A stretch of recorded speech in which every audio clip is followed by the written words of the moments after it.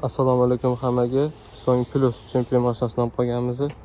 Bu mashinaga qilib bergan ishlarimiz: oyoq qo'yish uchun paroklarni qo'yib berganmiz. Salon uchun karbon vitli nakladkalarni qo'yib berganmiz. Eshik qismi, stiklopodъемник, parok qismi, poliklarni solib berganmiz. Tepa polik polosli bo'ladi.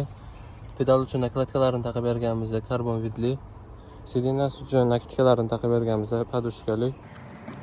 Bu yerda rullariga karbonlarni taqib berganmiz. Basus firmadan telefon dvigateli qo'yib berganmiz. To'liq rusifikatsiya xizmatini qilib berganmiz. Nastroykalari, shtorkalari, tablolari bilan rus tiliga o'tgan. Kerakli bo'lgan prilojeniyalarini yozib berganmiz. 4G chiqib turibdi. Bunga sim karta payat qilib berganmiz. Sim sloti, podstakanlik, podlakolnik ichiga organayzerlarni qo'yib berganmiz. O'rta panel qirilmasligi uchun silikonni qo'yib berganmiz.